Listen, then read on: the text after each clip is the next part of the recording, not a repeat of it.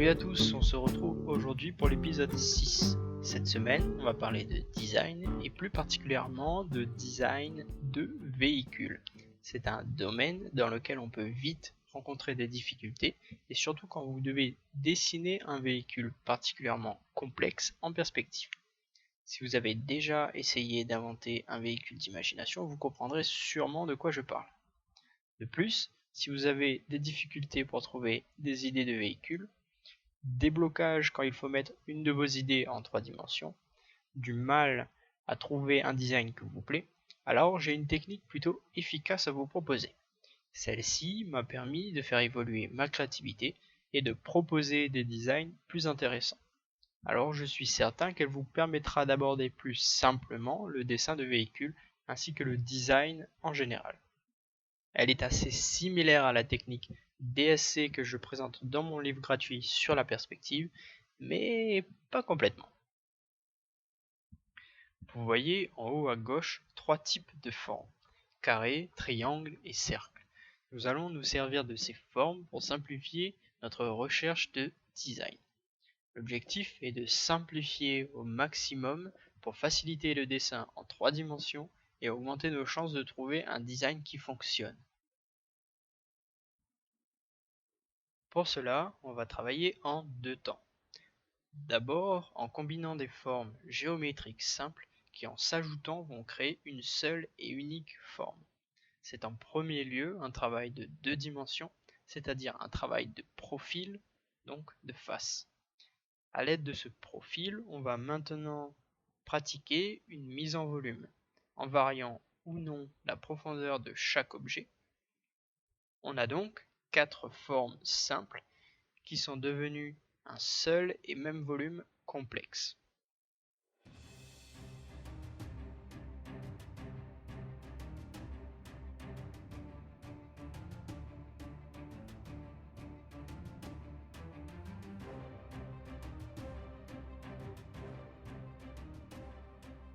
La seconde approche est une approche soustractive.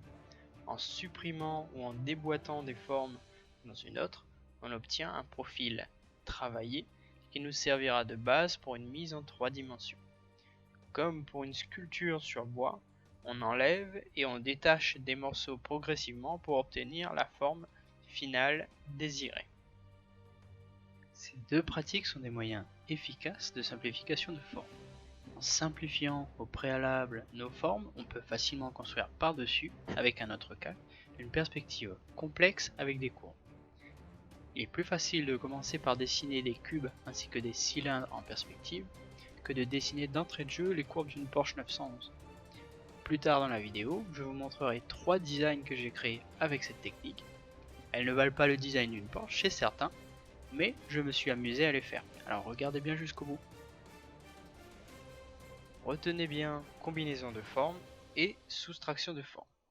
Voilà, c'est tout ce qu'il y avait de théorique à comprendre. Maintenant, on va passer à la pratique.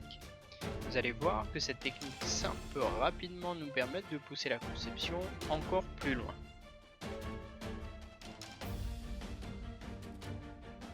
J'ai préparé de la même manière 3 profils, du plus simple à gauche au plus complexe à droite.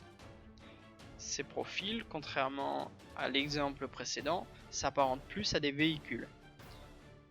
Par exemple, on a des cylindres pour représenter les roues. Soit ces cylindres sont de la même taille à l'avant et à l'arrière, soit ils sont de largeur différente, comme par exemple pour des véhicules de course. Ensuite, un habitacle est représenté par 2 rectangles tronqués ou des triangles. J'utilise des éléments représentatifs pour approcher le plus possible l'image d'un véhicule terrestre.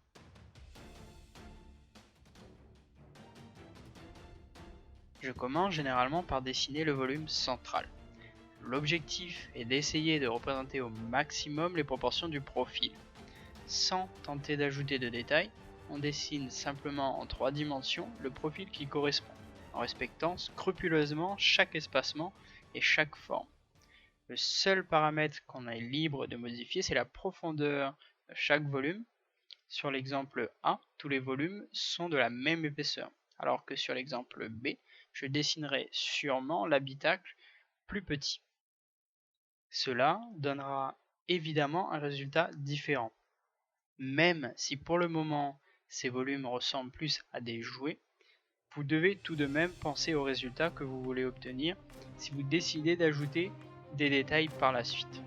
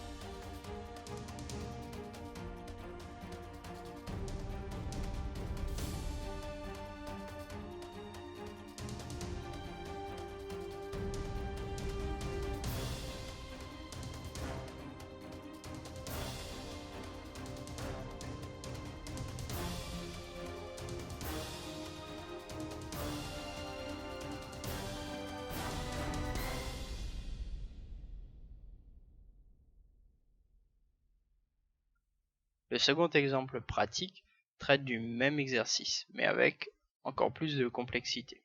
Mon intention est de vous montrer le résultat qu'on peut finalement obtenir en procédant de cette manière. Dans ce dernier exemple, on a là encore 3 profils. Le premier est une sorte de Jeep avec un pare-buffle et une benne à l'arrière, dans lequel il transporte quelque chose d'assez gros. Le second, je l'ai imaginé comme l'avant d'un camion de transport avec une grosse roue à l'arrière et un pare-choc imposant à l'avant. Et le troisième, donc, représente un camion blindé avec une seule place et lui aussi une protection à l'avant. En gardant ces 3 concepts à l'esprit, j'ai d'abord réalisé un profil en utilisant la technique de combinaison de formes et de soustraction de formes. En plaçant les formes au bon endroit, on peut rapidement concevoir énormément de designs différents. En fonction du sujet qui vous intéresse, vous pouvez les adapter.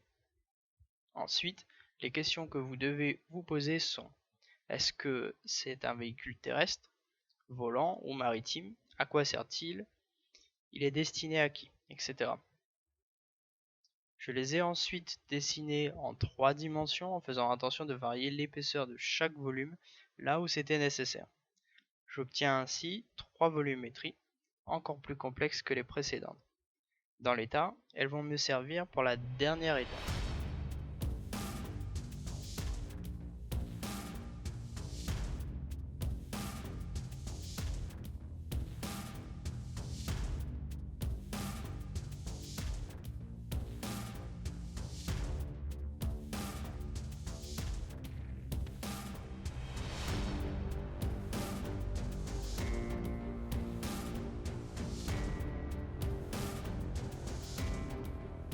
Quand le design de volume vous plaît, vous pouvez les réutiliser pour proposer vos designs finaux. Et c'est ce que j'ai fait avec les volumes D, E et F qu'on va voir maintenant. Les volumes précédents plus simples sont eux aussi tout à fait exploitables. une volumétrie n'a pas besoin d'être extrêmement compliquée pour être soumise à cette dernière étape. L'important, c'est que ces designs correspondent à vos attentes. Le volume B, même s'il était simple, avait un design très satisfaisant pour ce genre d'exercice. Je m'engage même à publier sur Facebook très prochainement un exemple de finalisation de design avec la proposition B.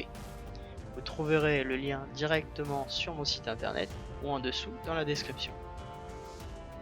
Enfin, avec ces 3 volumes complexes, on arrive à des designs finis bien plus intéressants. La Jeep, le camion de transport et le camion blindé. Finalement, les volumes géométriques nous servent de base constructive pour notre dessin. Il ne nous reste plus qu'à habiller en perspective nos véhicules avec des détails, comme des vitres, des jantes, des aérations, tout en prenant en référence ce qui existe déjà autour de nous. Bien sûr, tout en apportant une touche d'imagination.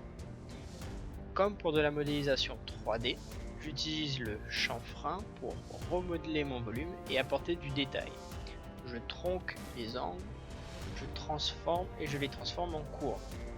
Je modifie le profil des jantes, j'ajoute des courbes pour les pare-brises ainsi que pour la carrosserie en modifiant les formes. Il ne faut pas hésiter à se détacher du volume d'origine qui est juste là comme support. J'aurais pu utiliser davantage les courbes, mais ce sera pour une autre fois. Voilà donc le résultat final, avec des ombres pour faire ressortir l'ensemble. Ce niveau de détail est tout à fait présentable pour des recherches, avant de passer à une éventuelle mise en couleur ou une mise au propre. Vous voyez qu'avec au départ des volumes simples, on arrive à proposer des designs fort sympathiques. À votre tour maintenant de tenter l'expérience. Commencez par des choses simples au début, puis amusez-vous à rendre cela de plus en plus technique. Je suis certain que vous pouvez y arriver. Et puis rien que de dessiner des formes géométriques simples en perspective, c'est déjà un pur plaisir. C'est maintenant la fin de cette vidéo, j'espère qu'elle vous aura plu et qu'elle vous motivera à expérimenter cette technique. Si vous avez aimé ce tuto, partagez-la autour de vous et n'oubliez pas de mettre un j'aime. Pour toute question, ça se passe dans les commentaires en dessous. On se retrouve très vite pour plein de nouvelles astuces et techniques de dessin. Ciao!